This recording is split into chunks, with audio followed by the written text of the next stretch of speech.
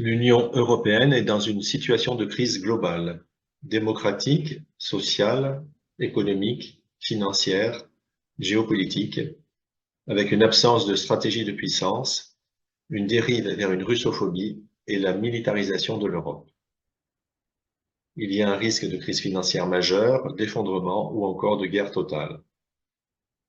Ceci résulte des décisions prises depuis la relance de la construction européenne au début des années 1980.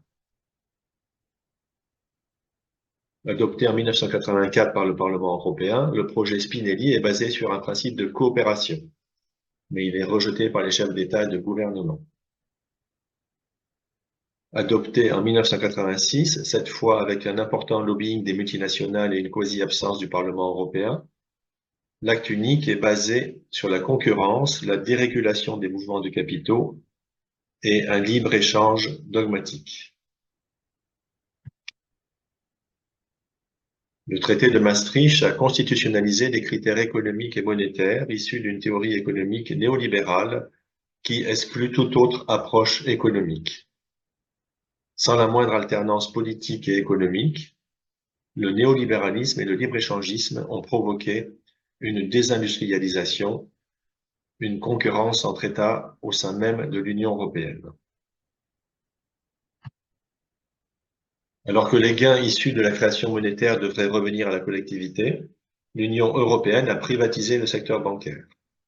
Cela a mis les États sous la coupe des marchés financiers dans une situation de servitude. Les États ne peuvent plus mener leur propre politique monétaire. Il n'y a pas de contrôle politique sur la Banque centrale européenne et son seul but est le contrôle de l'inflation. Le Parlement européen n'a pas le droit d'initiative. Ce droit est réservé à la Commission européenne dont les membres ne sont pas élus. La présidente de la Commission européenne a négocié seule en juillet 2025 les accords commerciaux avec les États-Unis. Et d'une manière générale, c'est l'Union européenne qui décide seule de la répartition des compétences. On se dirige ainsi vers un État fédéral avec une disparition des nations.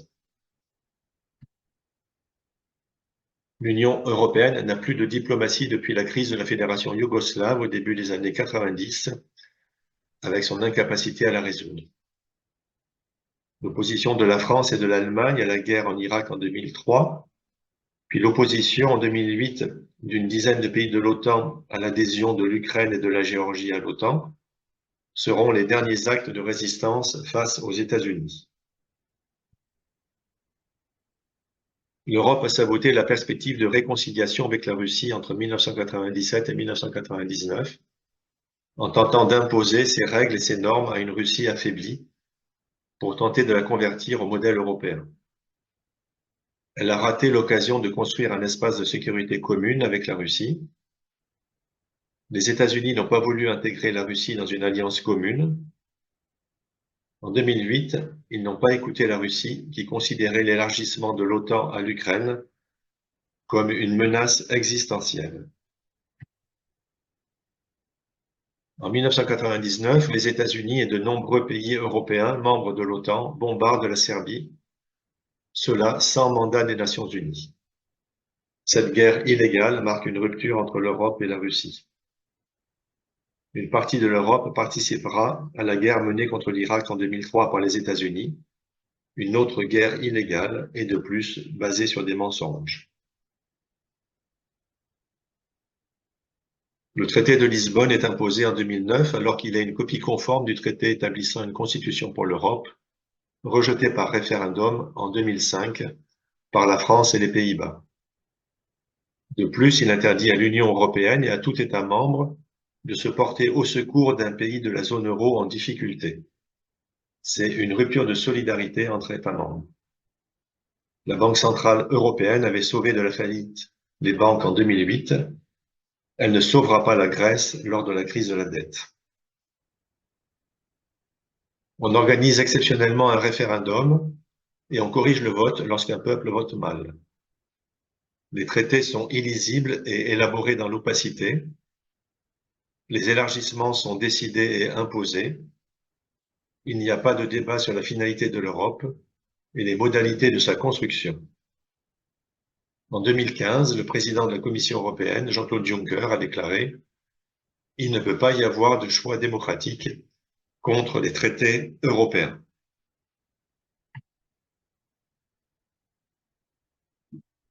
Les Européens ont payé la facture de la crise financière de 2008. Suite à cette crise, il n'y a pas eu de réforme financière. Pourtant, on aurait pu séparer les banques d'affaires et les banques de dépôt. Le projet a été enterré en 2017 par la Commission européenne. On aurait pu réguler la circulation des capitaux, taxer les mouvements spéculatifs, favoriser une convergence de la fiscalité, supprimer les paradis fiscaux dans l'Europe. Rien de tout cela n'a été fait. Les États-Unis veulent affaiblir l'Europe, l'élargir parallèlement à l'élargissement de l'OTAN, qui a débuté en 1999 et s'est poursuivi en 2004. Ils veulent empêcher un rapprochement entre l'Europe et la Russie. D'où les relations précoces entre les États-Unis et l'Ukraine dès la chute de l'URSS, des partenariats stratégiques avec l'OTAN, l'implication de la CIA lors de la révolution de 2014 en Ukraine. Le New York Times a également révélé que la CIA avait financé 12 bases à proximité de la frontière russe peu après 2014.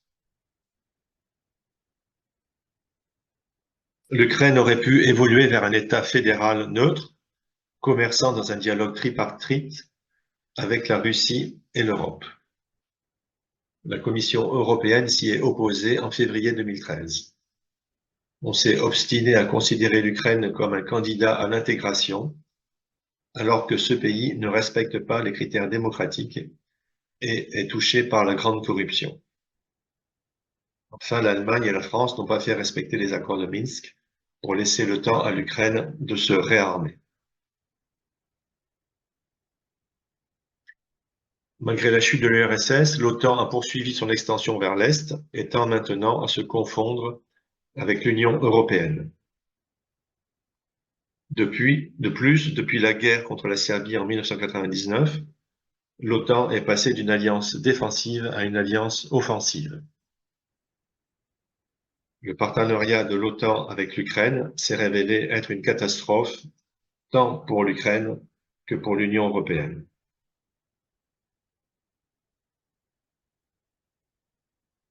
Depuis 2022, une grande partie de l'Europe ne veut pas la paix et pousse l'Ukraine à poursuivre la guerre contre la Russie à tout prix.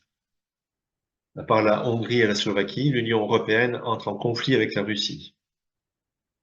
Sur la même position belliciste que le Royaume-Uni, l'Allemagne est sur la voie d'une militarisation. Avec cette russophobie, l'Union européenne a perdu ses objectifs, pacifier le continent et assurer sa prospérité. Au lieu de participer à l'élaboration d'un monde multipolaire, d'établir un partenariat équilibré avec la Russie, les États-Unis et d'autres pays dans le cadre d'un monde multipolaire, l'Union européenne subit l'ingérence des États-Unis qui reste dans la vision d'un monde unipolaire. Ce faisant, elle s'aborde ses intérêts économiques et énergétiques en se coupant de la Russie et en achetant aux États-Unis du gaz à un prix exorbitant et des armes. Depuis 1984, l'Union européenne s'engage dans la même voie sans le moindre débat, sans la moindre alternance politique. Malgré une crise globale et un véritable échec sur tous les plans, il n'y a pas la moindre remise en question, que ce soit sur le plan institutionnel, économique, monétaire, géopolitique ou commercial. La Commission européenne a encore cédé face aux États-Unis lors de l'accord de juillet 2025.